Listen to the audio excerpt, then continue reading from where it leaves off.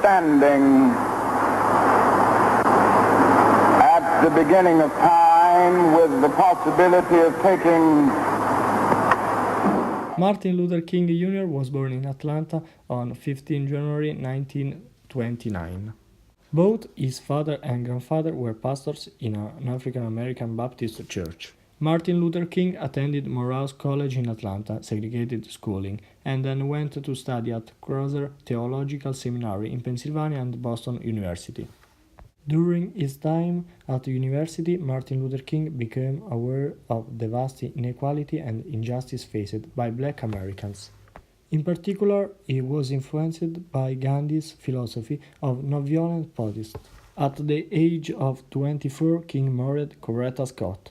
After getting married, King became a pastor of Dexter Avenue Baptist Church in Montgomery. Martin Luther King, in 1964, was awarded the Nobel Peace Prize for his work towards social justice. King announced he would turn over the prize money, $54,123, to the Civil Rights Movement. In 1968, King was assassinated.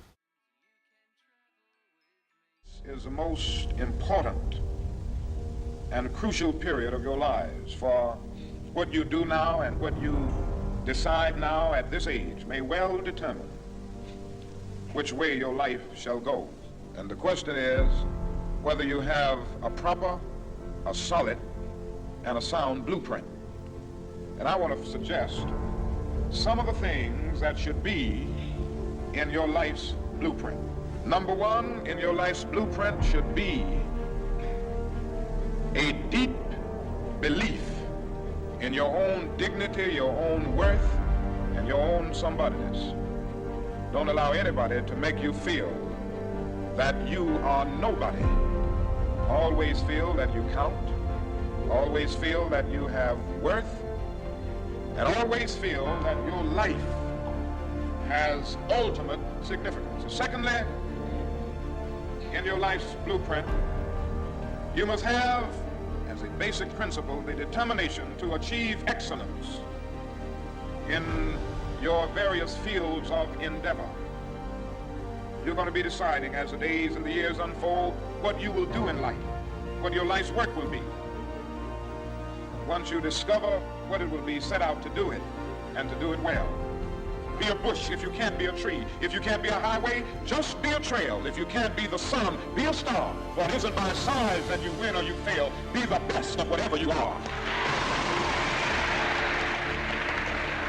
Finally, in your life's blueprint must be a commitment to the eternal principles of beauty, love, and justice. Well, life for none of us has been a crystal staff. We must keep moving. We must keep going. If you can't fly, run. If you can't run, walk. If you can't walk, crawl. But by all means, keep moving. During his life, Martin Luther King did a lot of speeches. These are the most important ones. The first one is the letter from Birmingham jail in April 16 of 1963. While jailed for leading anti-segregation protests in Birmingham, King wrote this letter arguing that individuals have the moral duty to disobey unjust laws. We know through painful experience that freedom is never voluntarily given to the oppressor. It must be demanded by the oppressed.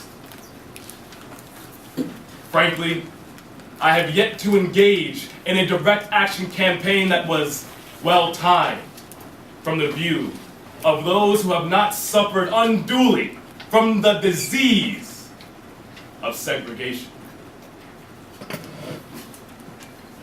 For years, I have heard the word wait. It rings in the ear of every Negro with piercing familiarity. This wait has almost always been never. We must come to see with one of our most distinguished jurists that justice long delayed is justice denied. during the March on Washington for Jobs and Freedom in August 28, 1963. The March on Washington took place in Washington, D.C., and was attended by 250,000 people. King's speech at the march remains one of the most famous speeches in American history. King started with prepared remarks but then departed from his script, shifting into I have a dream, them he'd used on prior occasions, speaking of an American where his children will not be judged by the color of their skin, but by the content of their character. He followed this with an exhortation to let freedom ring across the nation, and concluded with, I still have a dream. It is a dream deeply rooted in the American dream. I have a dream that one day this nation will rise up and live out the true meaning of its creed. We hold these truths to be self-evident, that all men are created equal.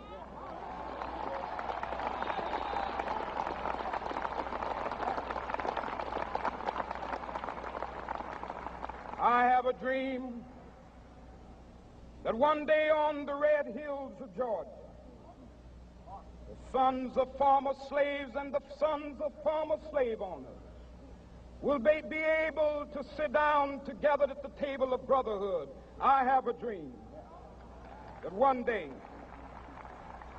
even the state of Mississippi, a state sweltering with the heat of injustice, sweltering with the heat of oppression, will be transformed into an oasis of freedom and justice. I have a dream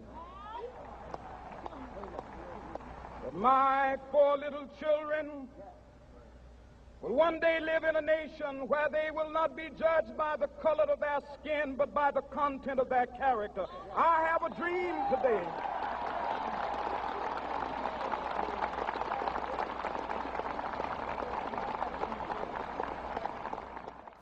Another speech is Beyond Vietnam, April 4, 1967. King had become a passionate opponent of the Vietnam War.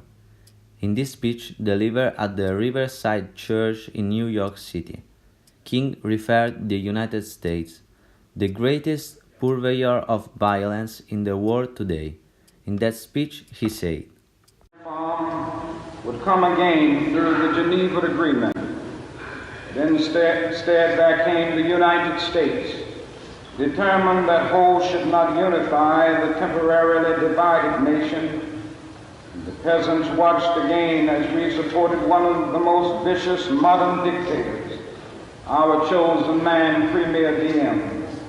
The peasants watched and cringed as Diem ruthlessly rooted out all opposition, supported their extortionist landlords, and refused even to discuss reunification with the North. The peasants watched as all of this was presided over by United States influence, and then by increasing numbers of United States troops who came to help quell the insurgency that Diem's methods had aroused. Diem was overthrown, they may have been happy, but the long line of military dictators seemed to offer no real change, especially in terms of their need for land and peace. The only change came from America, as we increased our troop commitments in support of governments which were singularly corrupt, inept, and without popular support. The last one is Have Been to the Mountain Top in April 3, 1968. On the eve of a protest march for striking garbage workers in Memphis, Tennessee, King gave this darkly prescient speech. The next day, he was assassinated. The following day, all American newspapers had this headline: Martin Luther King, Jr. has been assassinated.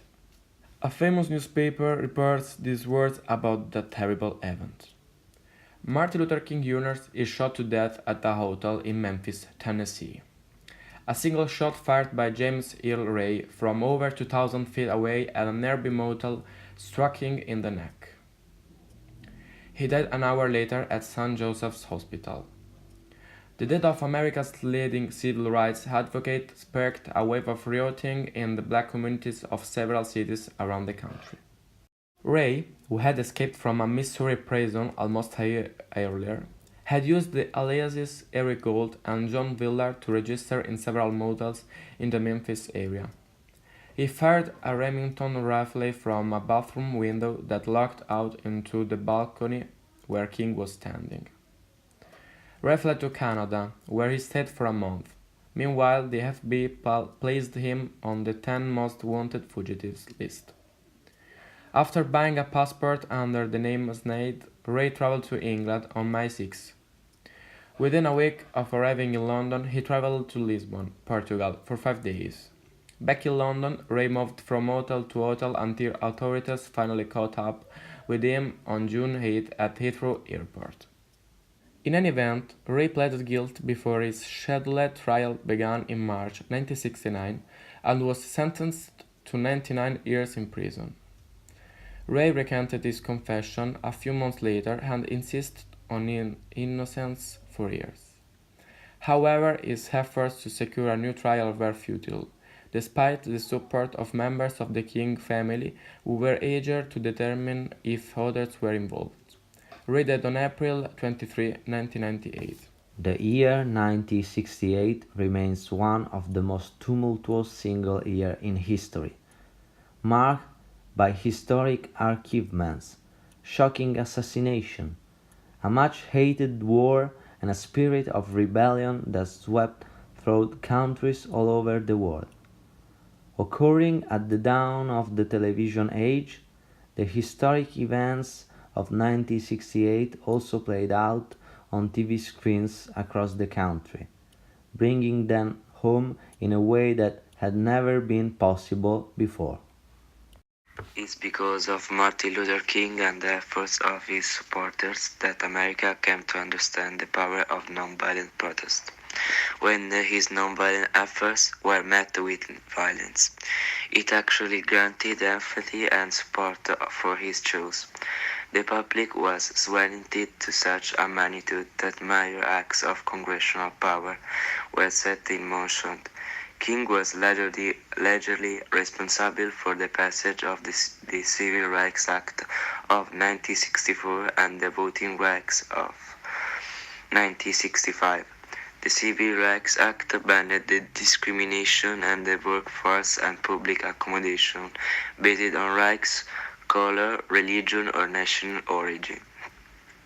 The Voting Rights Act projected African Americans' right to vote. He also played a major part of the passage of the Augustine Act of 1968. This prevents people from banning black people from any sort of hosting, be it rental or a sale. Even until the day he died, King never allowed fear to triumph.